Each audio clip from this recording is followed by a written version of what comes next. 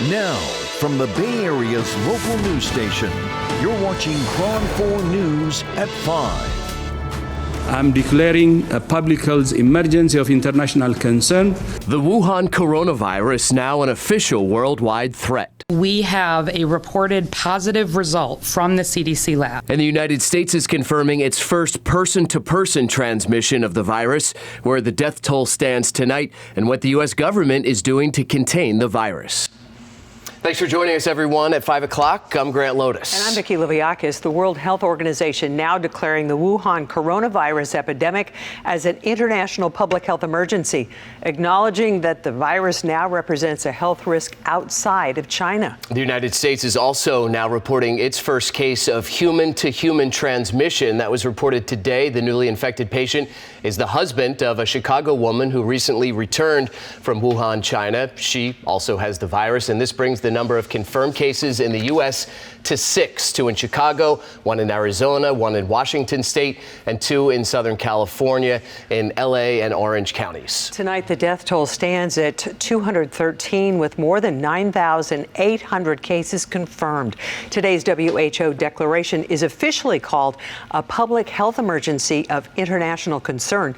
The announcement serves notice to all United Nations member states that the world's top health advisory experts rate this situation as serious. Countries can then decide whether to close their borders, which Russia has done, cancel flights and screen people at the airports. But the WHO says that they are not yet recommending limiting international trade. I'm declaring a public health emergency of international concern over the global outbreak of novel coronavirus. There is no reason for measures that unnecessarily interfere with international travel and trade. So WHO doesn't recommend limiting transfer or trade and movement.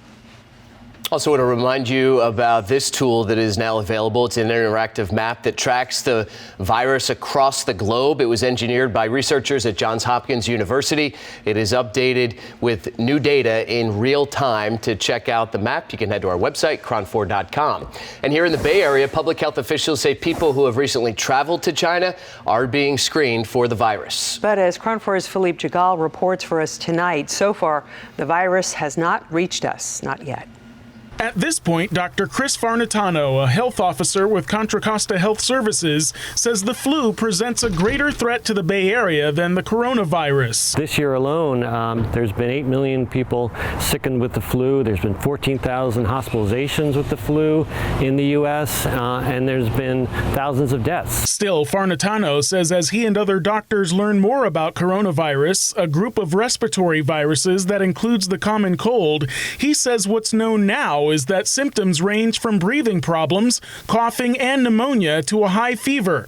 It can also spread from coughing and hand-to-hand contact. We are closely working with the CDC to test any individuals who might be at risk. So far, no cases of the coronavirus have been reported in Contra Costa County, let alone the Bay Area. It seems to be most severely affecting the elderly and those with chronic illnesses. He says washing your hands or frequently using hand sanitizer if soap and water are not available can prevent the virus from spreading. If you do have a cough, cover your cough, cough or sneeze into your elbow. There is no vaccine for coronavirus, but Farnetano suggests getting the flu shot if you haven't already. In Contra Costa County, Philippe Jagal, KRON4 News. We first told you about the confirmed person-to-person spread of coronavirus in the U.S. through a push alert. To stay up to date on breaking news, download the KRON4 News app. Grant? Now to another big story we have been tracking this week, 2 days after a San Francisco city employee was arrested by the FBI for alleged corruption. City leaders are now calling for an outside investigation. Today, San Francisco's Mayor London Breed told KRON4's Zeke Medyoun an independent investigator is in fact already working the case.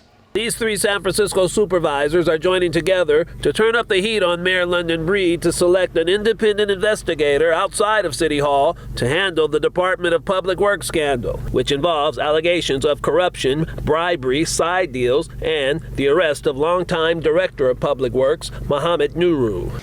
It is both necessary and appropriate to identify a completely independent investigator. We absolutely cannot rely on the executive branch of government in the city and county of San Francisco to investigate itself. The people of San Francisco deserve accountability, transparency, and honesty. Well, I think it's really unfortunate that the supervisor spends a lot of time chasing headlines instead of doing his homework to get the facts. As for an independent investigation into the Nuru Public Works scandal, the fact is the city attorney's office is a independently elected city attorney, and I asked him to do an investigation 3 days ago.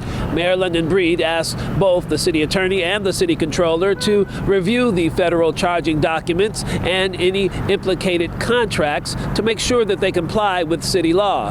And she asked that they make recommendations on how to strengthen contracting procedures. These San Francisco supervisors insist hiring an outside investigator is the best way to make that happen. If the city of San Francisco is truly committed to holding itself accountable and earning back the public's trust, then this is how we do it. In San Francisco, Hazik Madyun, KRON4 News.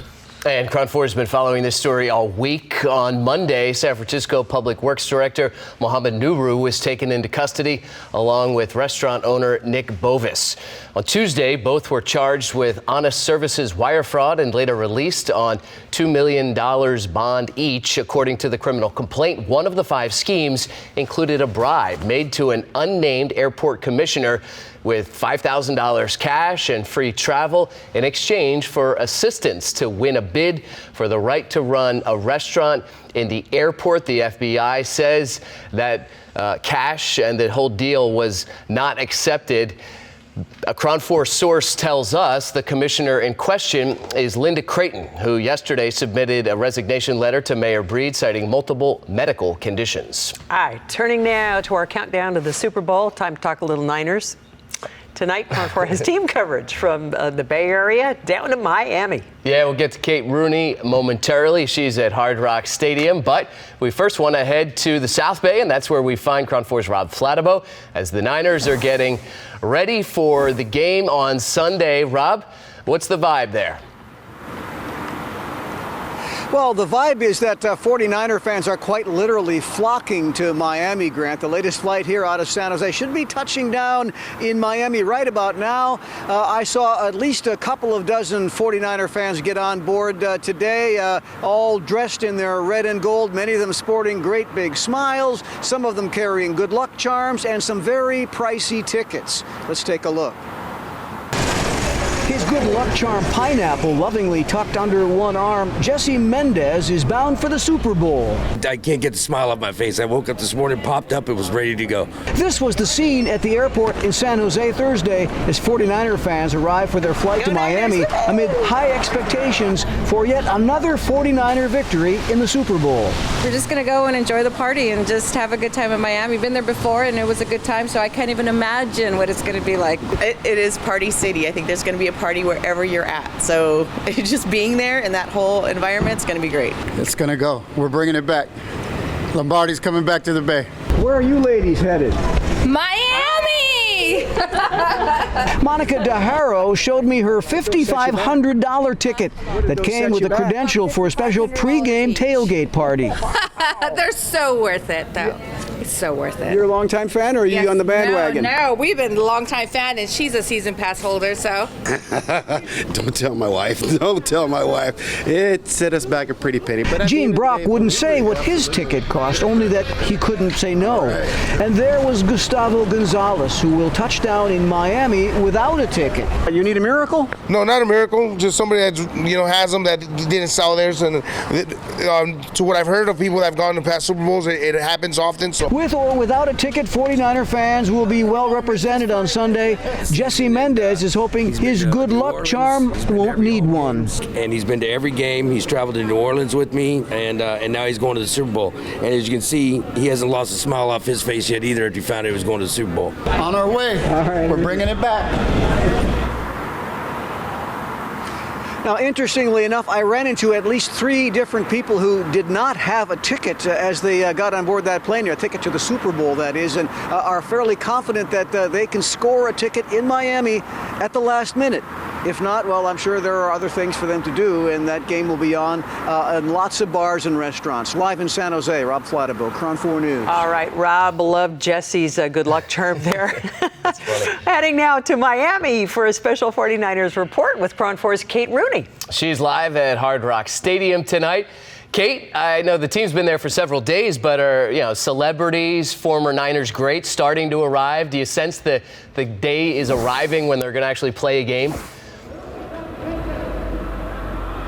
Hey Grant, hey Vicky. Yeah, it is starting to seem a little bit more real. I was over at Radio Row earlier in the day today, saw the actor Miles Teller, saw Frank Gore, saw Jeff Garcia, a bunch of other former players, not just 49er greats, but NFL greats roaming that area. So everyone's starting to get into town. Now, as for the 49ers, today was the last day we're going to hear from them for a while. It was their final media obligation before the Super Bowl. And I have to say, the players seemed very happy and relaxed as they answered a lot of the same questions that they've already answered this week. Now, it was a busy day for them. They came to that session right after practice, and head coach Kyle Shanahan and quarterback Jimmy Garoppolo seemed pretty pleased with how the practice sessions have been going.